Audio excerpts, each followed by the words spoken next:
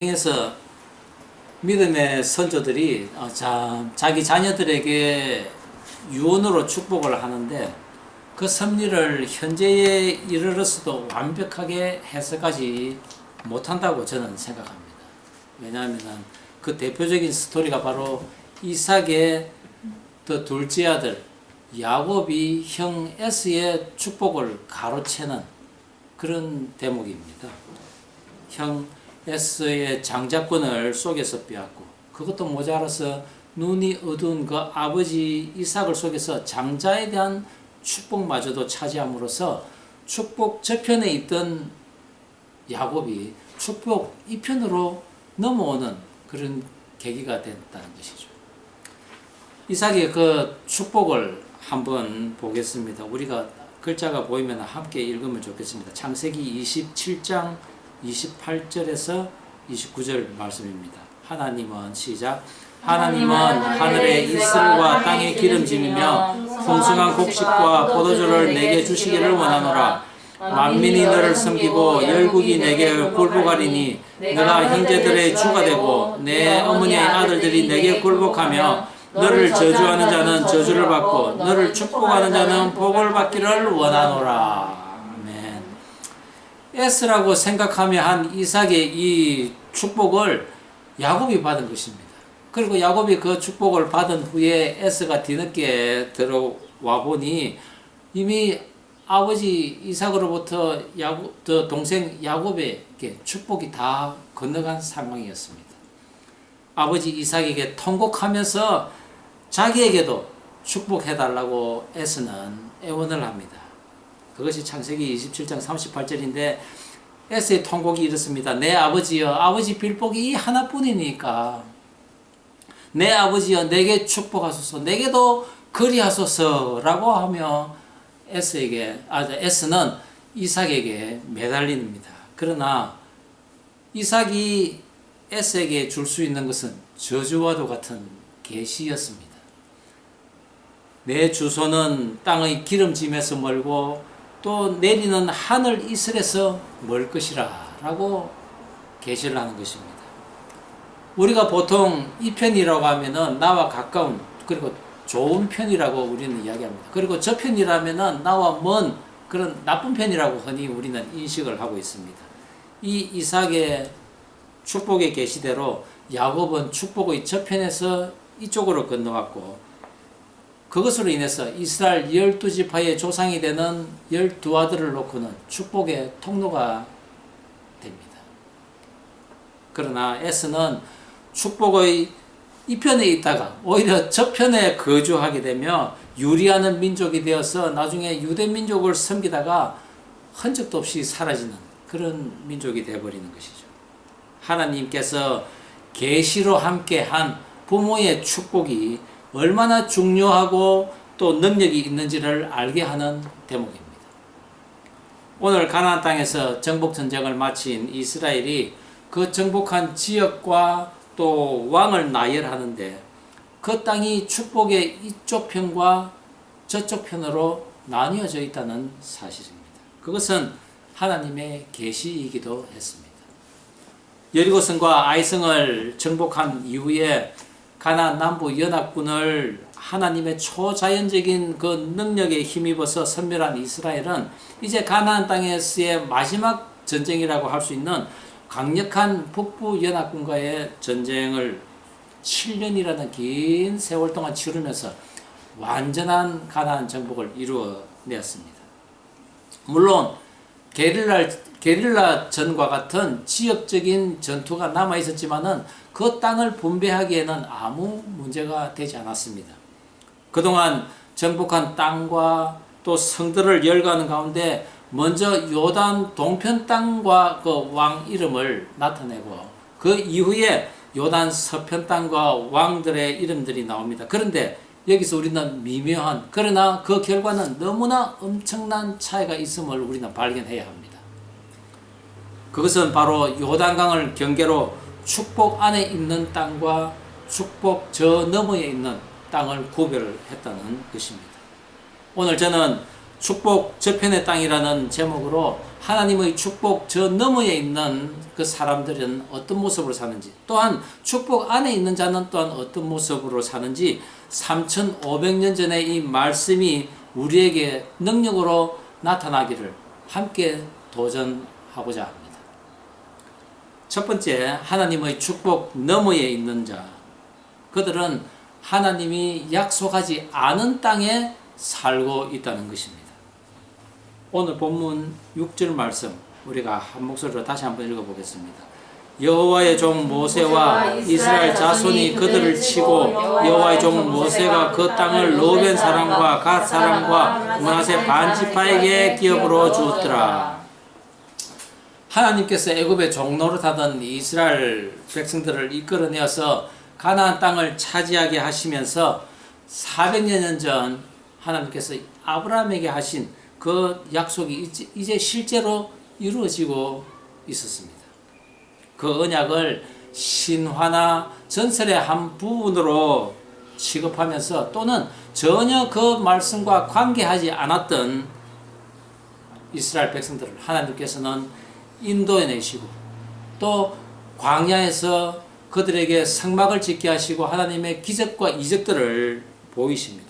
그러나 무엇보다도 오늘날 법의 기초가 된 그 율법과 계명 그리고 종교법을 비롯해서 모든 법을 제정하신 후에 그들에게 광야 38년 동안 걷게 하는 그런 연단의 시간을 하나님께서는 허락하셨습니다. 성막을 통해서 오실 메시아의 그림자를 주셨고 또한 제사법을 통해서 누구를 예비해야 하는지를 알게 하셨습니다. 또한 광야에 밀집된 그 삶은 오늘날 인구 폭발이라는 그런 오늘날의 도시의 삶을 미리 준비케 하신 것입니다. 또한 앞으로의 그 전쟁을 위해 탁월한 지도자를 또 친히 임명하여 세우시고 그를 중심으로 절대적 복종의 순종의 본을 또 보이게 하시며 질서 있는 진행과 정착을 훈련시키신 것입니다. 이스라엘이라는 작은 민족에게 시작한 이 오래전의 이 일은 그때만을 위한 것이 아니라 역사가 끝나는 날까지 모든 민족에게 적용될 승리 비법이었습니다. 그런 하나님의 뜻을 모르고 하나님의 영역에서 그저 안주하고 있던 그런 이스라엘 백성들에게 하나님께서는 가나안 정탐을 우선 시키게 하십니다. 그러나 가나안 정탐을 하고 돌아온 12명의 정탐자 중에 여호수아와 갈렙을 제외한 나머지는 하나님의 능력을 부정하는 그런 보고를 함으로써 이스라엘 백성들의 전체의 마음을 녹아내리게 하고 그냥 애굽으로 돌아가자고 하는 그런 결과를 낳게 됩니다. 하나님께서는 진노하셨습니다. 그리고 모든 출애굽 1세대들은 그런 하나님의 진노 속에 가나안 땅에 들어가지 못하고 광야에서 쓰러져 죽게 됩니다. 그런데 이제 2세대들이 드디어 가나안 땅에 들어가게 될 시기가 되었습니다. 그런데 2세대들이 가나안 땅으로 들어가는 진행 방향은 예전에 그 가데스 바네아의 그 방향이 아니라 우회를 하는 그래야 요단강 동쪽으로 건너가는 그런 길이었습니다.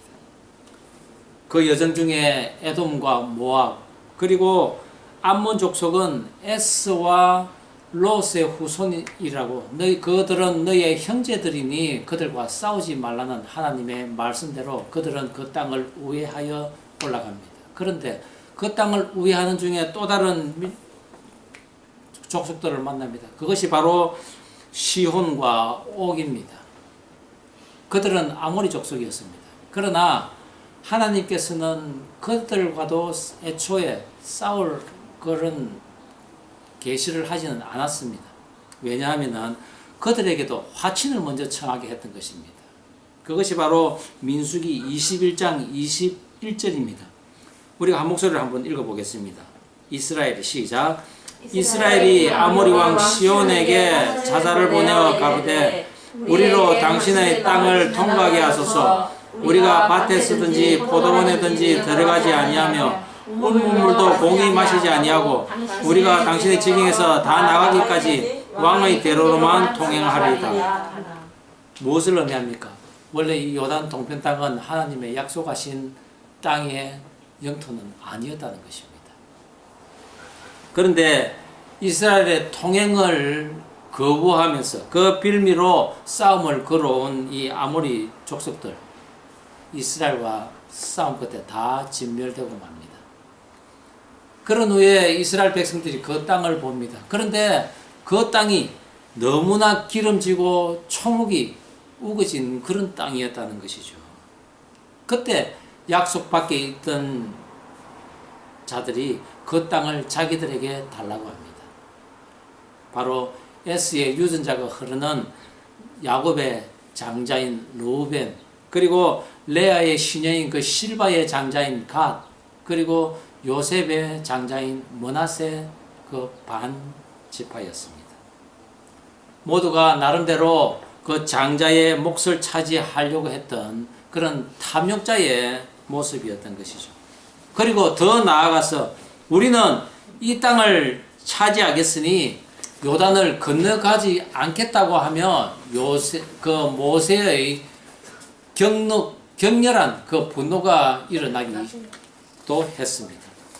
하나님의 계획을 믿지 못하고 애굽으로 돌아가려는 광야 1세대들이 다 죽었음에도 불구하고 약속의 땅인 이 가나안을 거부한 채 요단강을 건너지 않겠다고 반역하는 자들에게 하나님께서는 또 하나의 다른 시험을 주셨습니다. 그것은 바로 하나님의 약속이 아닌 것을 붙잡고 스스로 축복받게 머물기를 원하는 자들에게는 하나님께서 그대로 내버려 두신다는 것이었습니다. 그것이 바로 로마서 1장 28절의 말씀입니다. 우리 함께 한번 읽어보겠습니다. 로마서 1장 28절 시작. 또한 저희가 마음에 하나님 두기를 싫어하며 하나님께서 저희를 그 상실한 마음대로 내어버려 두사 합당치 못한 일을 하게 하셨으니. 그렇습니다.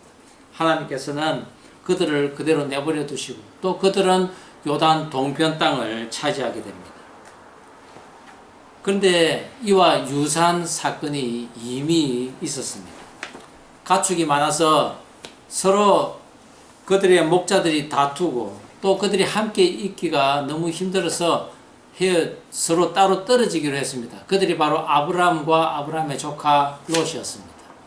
아브라함은 먼저 조카 롯에게 너가 먼저 땅을 정해라고 합니다. 그러자 롯은 눈을 들어서 사방을 둘러보는데 저기에 온 땅에 물이 넉넉하고 여호와의 동산 같고 애굽의 땅과 같은 곳을 발견합니다. 그리고 그는 그의 가축들을 모두 이끌고 그곳으로 갑니다. 그것은 바로 하나님의 축복 저편에 있던, 그리하여 나중에 불의 심판을 받았던 소돔과 고모라였습니다.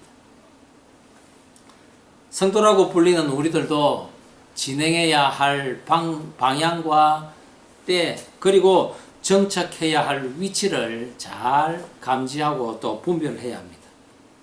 진행할 때는 차선을 따라서 질서 있게 또 단합해서 전쟁을 준비하되 고된 행군일지라도 내일의 그 소망을 가지고 기쁘게 그것을 감당해야 합니다.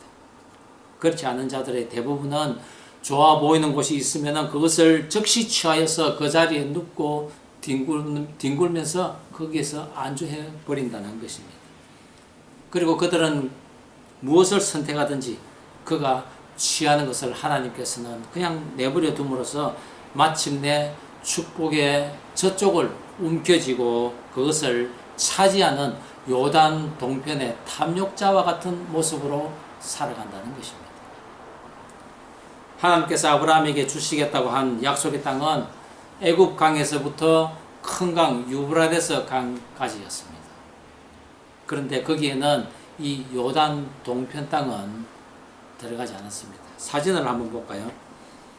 에스겔 48장에 에스겔이 이스라엘 땅의 경계에 대한 그 환상을 보는데 이 지도에 본 바대로 위에서부터 쭉 내려옵니다. 이스라엘 12지파의 땅들입니다. 그런데 그 동편 우측을 보면은 그 경계가 바로 요단 강이었습니다. 요단강 저쪽이 아니라는 것이죠. 요단 하나님께서는 약속의 땅을 제비 뽑아 나누어 주기로 했습니다. 그런데 이 요단 동편 땅은 제비 뽑지 않고 그들이 마음대로 취하여서 안주했던 곳이었습니다. 그들의 욕심대로 차지한 이 땅 어땠습니까? 가장 먼저 하나님에 대한 신앙을 버린 곳입니다. 그리고 가장 먼저 아수르나 바벨론에 의해서 점령당하여 그 땅을 빼앗긴 곳이 되어버렸습니다. 저희가 결혼하여서 가정을 이루고 산 지가 벌써 30년이 가까이 되고 있습니다. 그런 가운데 우리 자녀들을 양육하면서 가장 힘들었던 것은 자녀가 원하지 않는 것을 강요하면서 진행해야 하는 그런 문제였습니다. 저는 좀 유아적인 방법을 택해서 자녀들에게 대했지만은 제 집사람은 선을 위해서는 좀 더 강압적으로 강경책으로 가정을 선도해야만 했습니다. 그런데 때때로는 마찰도 있었지만은 지금 와서 생각해보니 대부분 그것이 옳았다는 것을 저는 알게 되었습니다. 제가 하나님을 믿고는 가정의 중심에 서서 중책을 담당하고 또 바른 대안을 제시하기 위해서 노력해 왔고, 그동안 또 목회로 인해서 감당하지 못했던 가정 경제를 다시 세우려는 그런 시도를 한 중에 있습니다.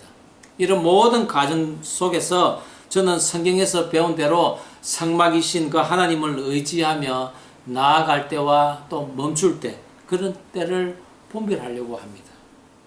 성령께서 함께 하심으로 인해서 성경에서 로드맵을 찾으려고 했고, 무엇보다도 늦게 신앙생활한 저를 위해서 아내의 노력한 그 주된 목적은 바로 제가 가정의 영적 리더자로 세움받는 것이었습니다.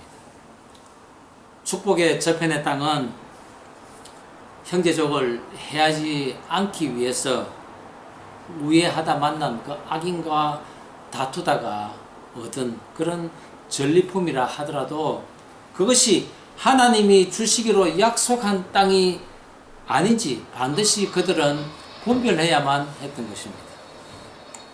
우리가 살아가면서 이런 전리품과 같은 것을 얻을 기회가 아주 많이 있습니다. 그러나 성령의 열매가 아닌 이상 모든 것이 쉽게 주어진다면은 즉시로 우리는 그것에서 떠나야만 합니다.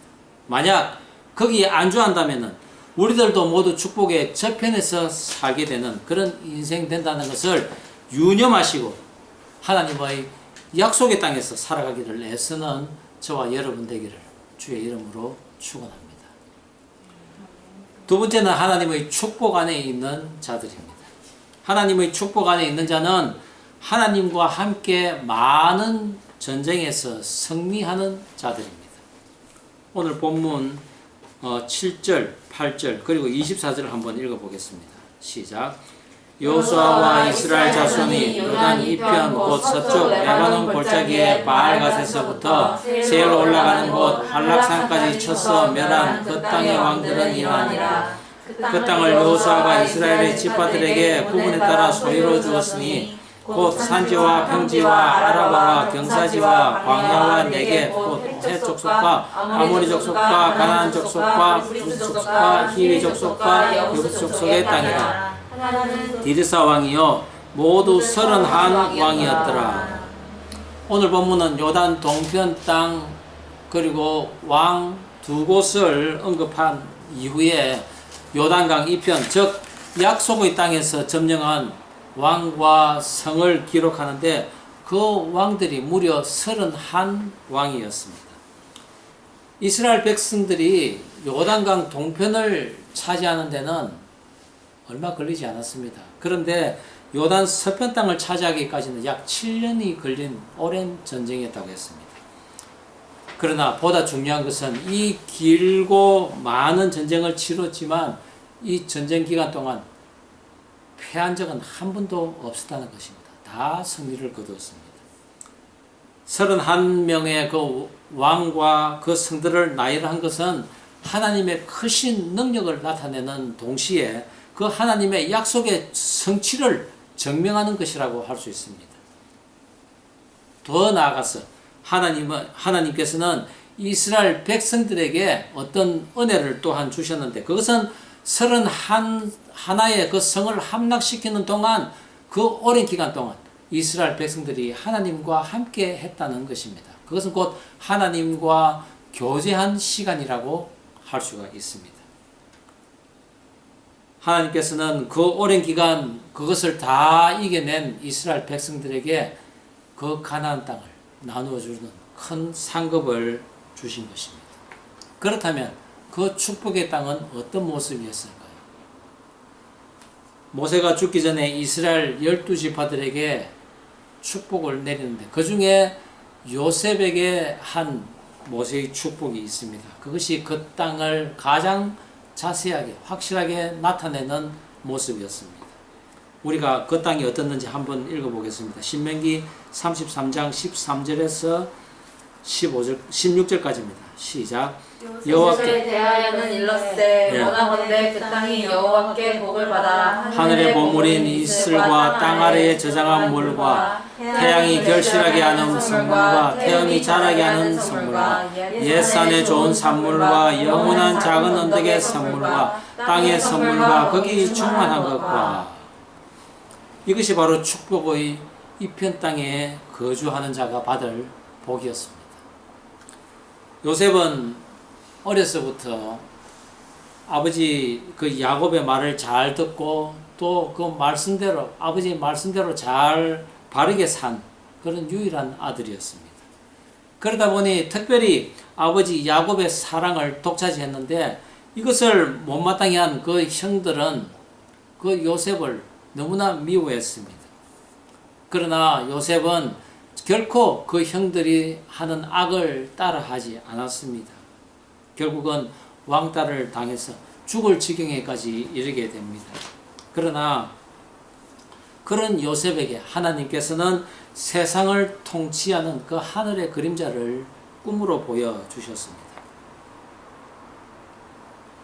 그런 요셉은 결국 애굽으로 종으로 팔려갔지만은 그 모든 악을 이긴 이후에 하나님께서는 요셉을 만국의 통치자로 세웠습니다.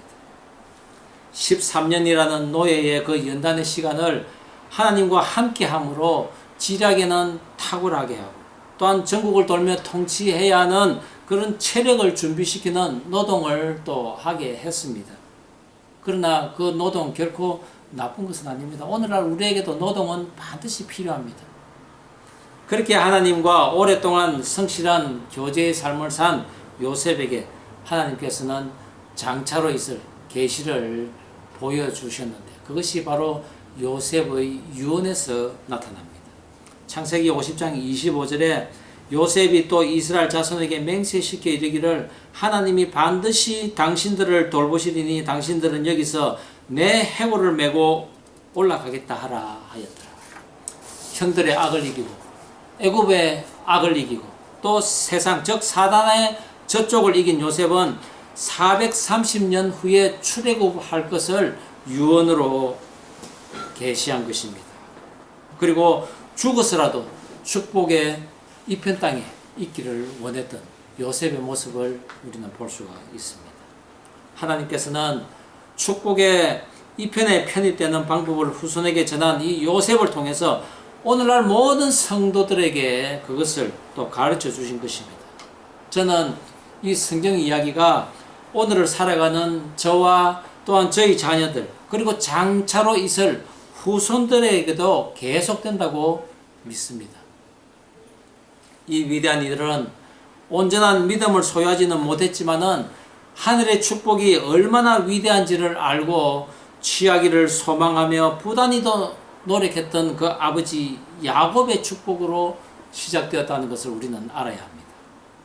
야곱 또한 아버지 이삭의 축복이 자신에게 진짜 현실로 다가오자 그 축복의 위력을 다시 한번 절감하지 않았겠습니까? 에스가 아버지 이삭에게 축복받지 못한 이유를 성경은 한 줄로 이야기하고 있습니다. 바로 창세기 28장 8절입니다. 우리 함께 한 목소리 읽어볼까요? 시작. 에스가 또 본즉 가나안 사람의 딸들이 그의 아버지 이삭을 기쁘게 하지 못하는지라. 여기서 기쁘게 하지 못하는지라 라고 했는데 이것은 악을 행하는지라 라는 의미입니다. 악하게 행동하는 많은 여인들로 인해 이삭이 상심했다는 것입니다. 이삭이 상심했다는 것은 곧 하나님이 상심했다는 의미와 똑같습니다. 에스는 아버지가 별미로 즐기는 그 고기를 장만하기 위해 온 들로 산천을 헤매 다녔습니다. 그러나 그가 짐승뿐만이 아니라 또 다른 것을 찾았는데 그것은 바로 보기에도 탐스러운 이방 여인들이었습니다. 이삭은 그 사실을 모르고 있었으나 하늘 아버지는 그것을 알고 있었기에 이 하늘의 축복을 그 멸망할 자녀에게 줄 수가 없었던 것입니다. 부모들은 자녀들의 억지를 완전히 제하지는 못합니다. 저희도 자녀를 키우며 느끼지만은 어떤 적정선에서 자녀를 키울 때가 많이 있습니다. 그러나 구원의 문제는 그 적정의 선을 넘느냐 마느냐 그런 문제가 아니라는 것입니다. 그래서 부모들이 못하는 것을 하나님께서 시작하시는데 그것이 바로 축복의 이편으로 오기까지 하나님께서 주시는 그런 시련과 연단이 있다는 것입니다. 그리고 그 연단이 끝나면 하나님께서는 우리에게 이기게 하시고 또한 그것을 취하게 하시고 그리고 마침내 예수님 편에 입성케 하신다는 것입니다. 설교를 준비하면서 저는 이삭이 그 아들에게 한 그 축복의 말이 너무나도 가슴에 와닿았습니다. 내 아들의 사냥한 고기를 먹고 내가 마음껏 축복하리라 라고 했던 그 말입니다. 가정은 그만큼 중요한 믿음의 산실이며 부모는 하늘 문을 열고 하늘로부터 내려오는 그 하나님의 축복의 계시를 말해줄 하나님의 정권 대사인 것입니다. 부모로부터 축복받지 못한 그 에스의 통곡이 나팔 소리처럼 들리기를 바라면서 가정의 달 그리고 마더스데이를 맞이하여서 우리가 부모님들에게 수고를 그동안에 우리를 향한 수고를 지혜하고 비록 작고 부족한 우리들의 손길이지만은 이 손길을 부모에게 또한 표현하는 그런 우리들이 되었으면 좋겠습니다. 그럼으로써 그 부모로부터 오는 그 하늘의 축복을 우리 모두가 다 받아야 된다는 것입니다. 축복 저편의 땅을 영어 성경에서는 Beyond Jordan이라고 합니다. 바로 약속의 땅의 경계인 요단강을 넘어서라는 것입니다.